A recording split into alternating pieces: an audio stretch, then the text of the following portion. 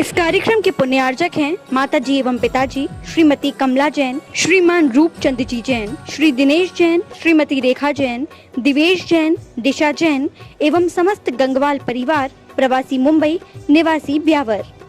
जैसे भाव करेंगे वैसा ही आपके पास में इनकमिंग बैलेंस बढ़ता हुआ चला जा रहा, आपका पुण्य के अंदर डिपॉजिट हो गया।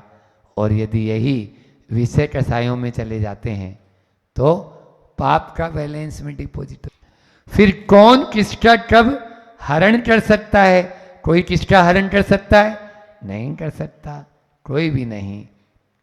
अपना स्वामी आप है। अब द्रव्य संग्रह की क्लास आप लोगों ने पढ़ा होगा, है ना, कि यह जो जीव है वो स्वयं अपना करता है, स्वयं अपना भोगता है, स्वयं अपना जो है हरता है और स्वयं ही अपने परिणामों को यानी करने वाला है।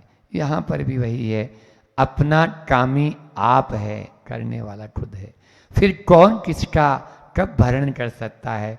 एक दूसरे का कोई भी भरण, ये व्यवहार से कहा जाता है कि सेठ जी दुकान चला रहे हैं, सेठ जी घर चला रहे हैं, कोई नहीं चला रहा है। सेठ जी चले जाते हैं तो भी घर भी वहीं रहता है, पत्नी भी वहीं रहती है, बच्चे भी वहीं रहते हैं और सब चल रहा है, चल रहा है।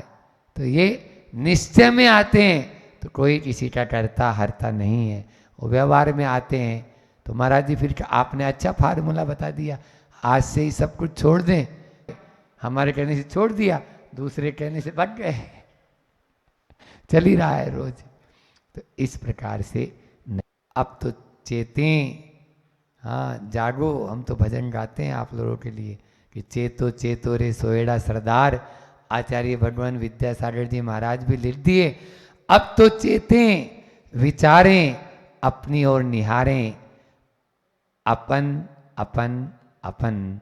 यहाँ चल रही है केवल तपन तपन तपन। तो आचार्य श्री जी का एक हाइकू है, तरण कहाँ, 5 अक्षर हो गए। तरण कहाँ वितरण के बिना, 7 अक्षर। तरण कहाँ वितरण के बिना, भूयो मरण, भूयो मरण, भूयो मरण। यानी बार बार मरण हो रहा है, तब इसलिए क्योंकि संग्रहण कर रहे हैं, ग्रहण कर रहे हैं।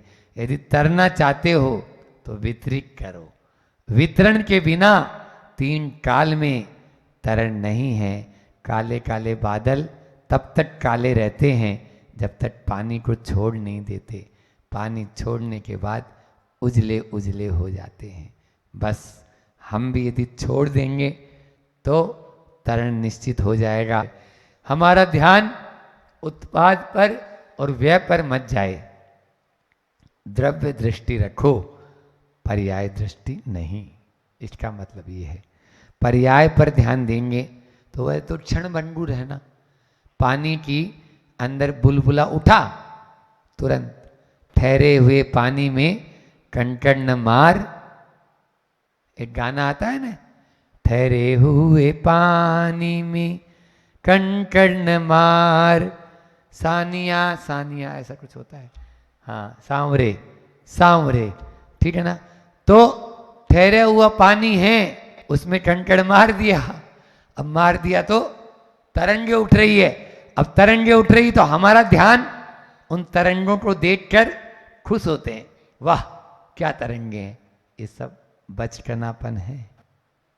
उस पानी पर ध्यान दो और जो पानी का जो एक शांतपना है उसका आनंद लो, उसका आनंद।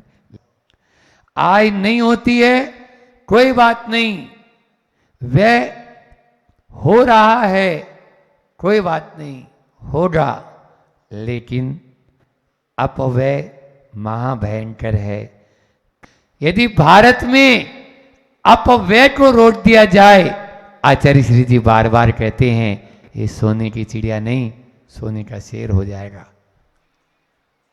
अपव्यय रोक दो, बस अपव्यय को रोक दिया तो हमारा बहुत कुछ हो जाएगा। अभी अपन यहाँ बैठे हैं, इधर 2 लाइट जल जाए तो सही, लेकिन वहाँ पीछे की लाइट है, वहाँ तो कोई पढ़ भी नहीं रहा, वहाँ कोई बैठा भी नहीं है, फिर भी चल रहा है पंखा, फिर भी जल रही है लाइट। इसी को बोलते हैं अपव्यय। अपव्यय। घर में मोबाइल है, लेकिन अभी ये मोबाइल कोई काम का नहीं।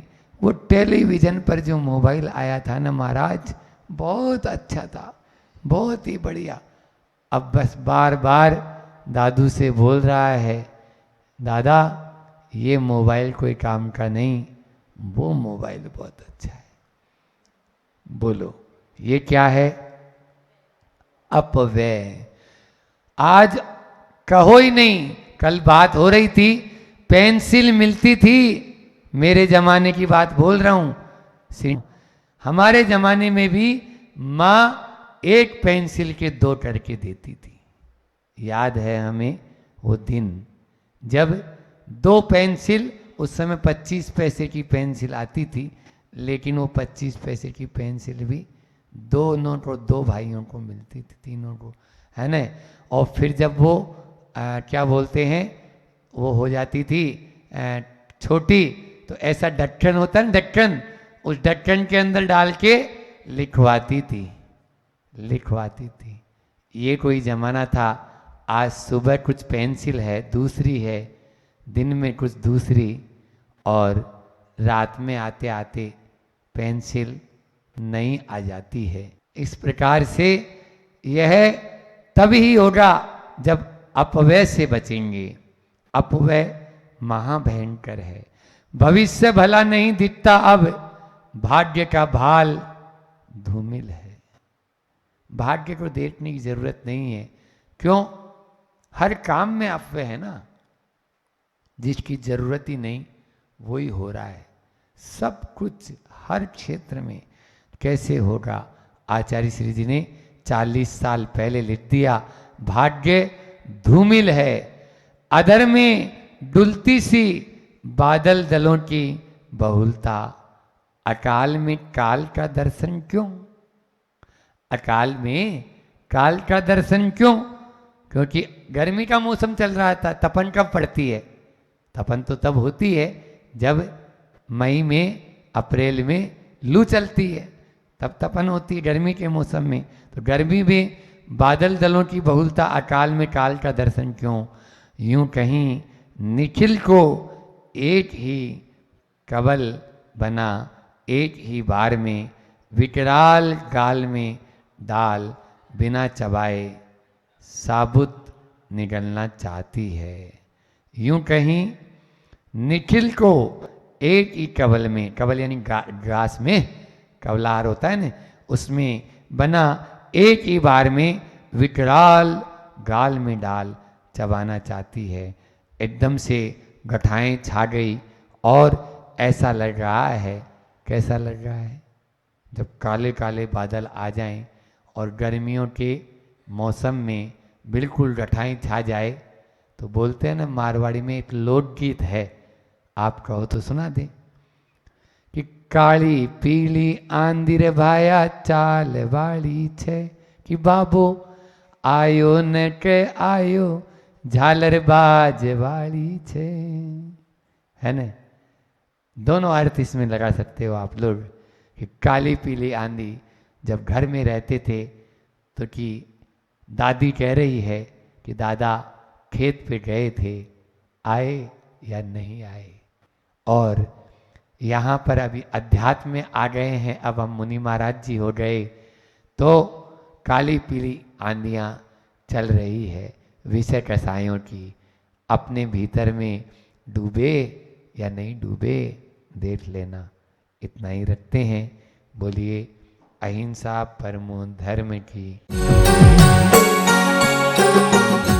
इस कार्यक्रम के पुण्यार्चक थे माता जी एवं पिताजी श्रीमती कमला जैन, श्रीमान रूपचंद जी जैन, श्री दिनेश जैन, श्रीमती रेखा जैन, दिवेश जैन, दिशा जैन एवं समस्त गंगवाल परिवार प्रवासी मुंबई निवासी।